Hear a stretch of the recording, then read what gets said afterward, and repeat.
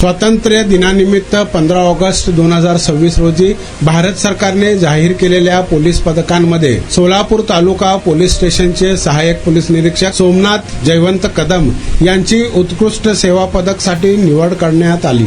गेली 20 वर्षे पोलीस खात्यात प्रामाणिकपणे व निष्ठेने सेवा बजावल्याबद्दल त्यांना हा सन्मान जाहीर करण्यात आला आहे। त्यांच्या कार्यकाळात त्यांनी अनेक गुन्हे उघडकीस आणले आहेत। सोलापूरसह महाराष्ट्रात गाजलेल्या बोरामणी तिहेरी हत्याकांड प्रकरणातील मुख्य आरोपीला स्वतःच्या जीवाची पर्वा न करता पश्चिम बंगाल राज्यात जाऊन अटक केली आणि गुन्ह्याचा सखोल तपास करून न्यायालयात दोषी सिद्ध केला। तसेच मुळेगाव तांडा येथील एपेक्स स्टील गोळीबार प्रकरणाचा अतिशय चाणाक्षपणे तपास करून अवघ्या 24 तासात मुख्य आरोपीसह इतर आरोपींना तात्काळ अटक केली होती।